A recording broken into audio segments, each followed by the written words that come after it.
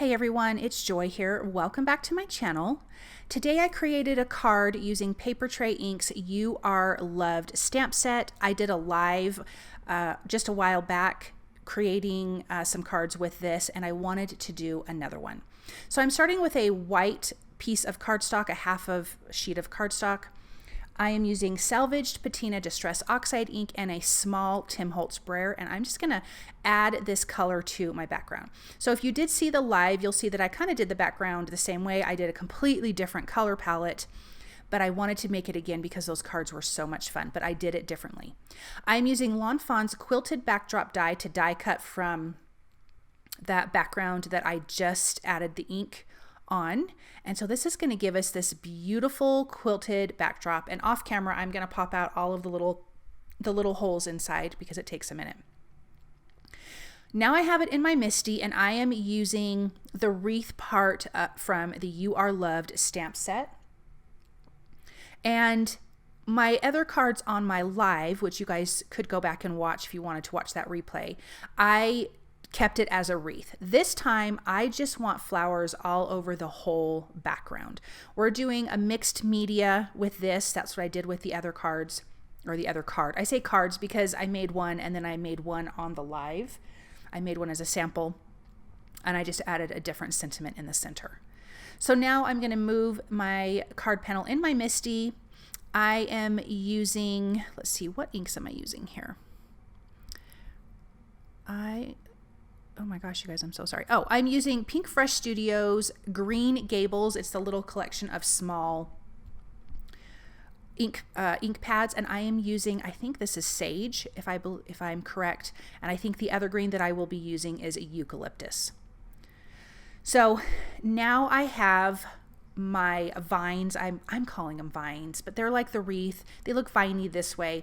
So I added those, and now I want to start adding some flowers. Now, you guys are going to laugh at me because this flower here, I did correct here, and then I added something weird to it, and my mind was kind of elsewhere when I was doing this card, but I added pieces that don't belong to this. So I do end up adding the correct piece later.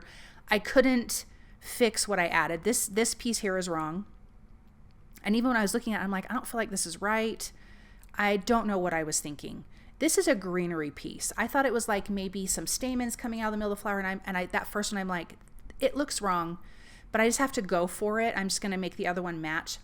And it didn't matter. I didn't want to start over because I'm going to have a sentiment in the center anyways. You won't even notice it.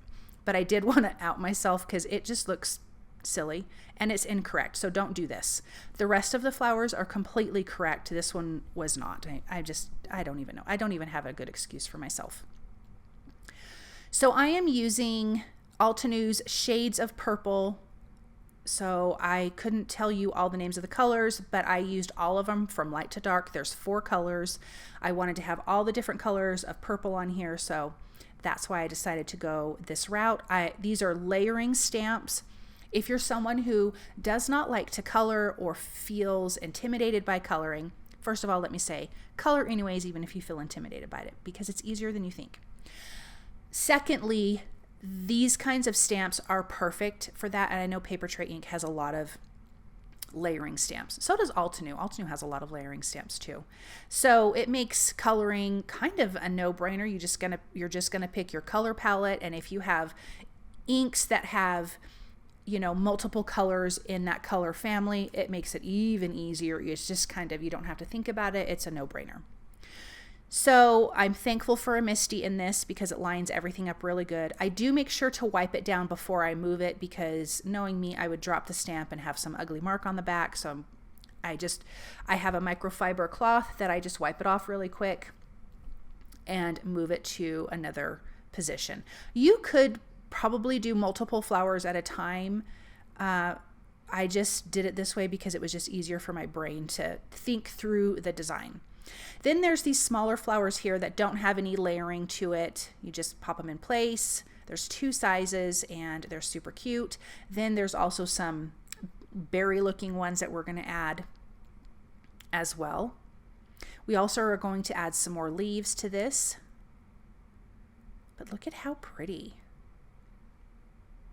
So I'm going to finish adding some more here. It's just kind of whatever, you know, it's however you're laying your wreath to begin with, how you want that to look. It doesn't have to be a wreath per se. It can be just like this, and I think it turned out really, really pretty. So to me, it's just all this vining kind of floral stuff that's going to go on.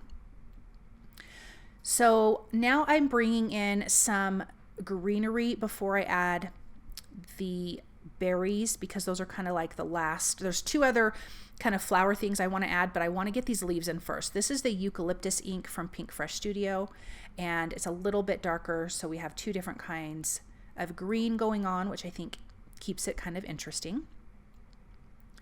And as you can see, some of these things, these images are going off the side of the card panel, which you want. You don't want everything floating in the center, because I'm not going to trim this down. This is going to be the full A2 sized. And I just have to say, I'm loving that quilted backdrop on this. I think it's so pretty. Okay, let's add another leaf here.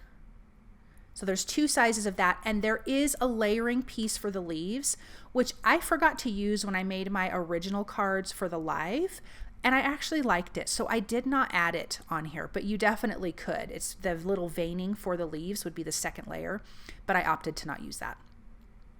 Here's some more greenery that I'm using with the sage ink. This will have some little flower buds at the end, but I want to put these in place. And you can just see how great this card is looking and how it's coming together. And I would say this is not one to do for mass producing. This took a minute to stamp, but I think if you got some good music on or a show or anything like that, you can just, you know, listen to that and stamp away. So here are those little flower buds that go with that greenery that I just stamped. I'm stamping it in two different colors of the purple, a lighter and a darker. And they just line up so nicely. Again, I think layering stamps are so fun. Okay, now let's add, oh, these have little detail. I did forget the details of these little guys on my first card, but I did want to add them here. And I will be covering up a lot of this. It's a lot of work. You will see it because we're going to be covering up with a vellum sentiment. We're going to be stamping on vellum. So you will see it, but I still just, you know, go along like you're going to see all of it, because, you know, you never know, your idea might change for your card. I tend to do that a lot. Okay, so here are the little berries, and we're going to do them in a dark, dark purple. I think I did the darkest purple in that little color family. And I think that gives a nice pop of color on here. Let's just add, I think I added one more. Yep, right there. Okay, look at how nice that is. Oh, I lied, one more. Now that background is done. Now we're going to go into a little of this mixed media part here. I am using scrapbook.com's vintage floral stencil. I love this stencil. I think it's so, so pretty. And I'm also using scrapbook.com's Cloud Whip, and I'm just adding it in some areas. I'm not going to go over the whole stencil. I don't want it everywhere. I'm definitely going to do it on the outsides. I do a little bit of it on the inside, and just keeping it kind of simple, and I'm keeping it white. In my previous live, I did add some color to it, so you can customize the Cloud Whip, which is really, really nice. So I'm just checking, making sure I got good little spots in all the places that I would want it. And then let's peel this back. Oh my gosh, it looks so pretty. And then definitely go wash your stuff off, because this stuff dries so fast. Okay, so this is where I realized I'm like, those flowers are wrong. Here's the center of the flower. So I'm going to stamp that in there. So yeah, don't do what I did. Okay, so we have a piece of vellum. I am using Honeybee Stamps scalloped A2 frames. I am die cutting a smaller piece. This is going to fit our sentiment. I am using the Psalm Reflections from December from Papertrey Ink. It says, "Let me hear in the morning of your merciful love, for in you I put my trust. Teach me the way I should go, for to you I lift up my soul." Psalm 143:8. I love it. Okay, I am using Sparks Mermaid Sparkle, I think is what it's called, and it's an acrylic paint. I thinned it out with some water, and I am splattering it on the background because it is beautiful, and I'm for the most part keeping it in the area of where the stenciling is too.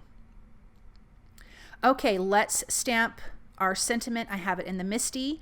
I am going to use StazOn black ink, although I do think I need to ink it up because one little area didn't stamp exactly how I wanted it to, and I did not want to restamp it. But you need to use a StazOn ink because it adheres to plastic, acetate, those kind of things. Other ink will just sit on top and will smear and will not dry. So you don't want to use a regular ink for this.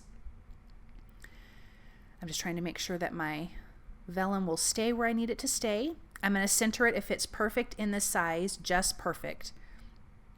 Sorry that my head was in the way. I was just trying to make sure everything was nice and lined up. I'm going to ink this up good. And then we're going to give it a nice good stamp. It's a fun big sentiment. I'm going to peel that back gently, and it's good. I'm going to add some dots of liquid glue to the background of our stamped and mixed media background and adhere this to a white A2 size card base. I don't want to use tape runner because I don't want to see the adhesive through the little quilted areas from that die.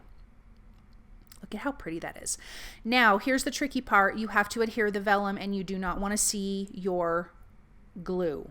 You're going to need to use a liquid glue, and some of the thicker areas of the sentiment itself, you're going to add tiny little dots of glue behind.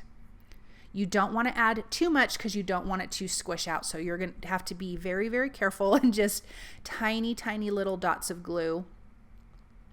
But put them in multiple areas on those bigger areas of the sentiment. Place that down, push it down. Once it's adhered, then you're good to go. It's not going to go anywhere. Let's take a look at this up close. I think it's so pretty. I love how vellum kind of obscures the images, but you still can see it. It's just so pretty. Thank you guys so very much for stopping by and watching, and I hope you have a wonderful day.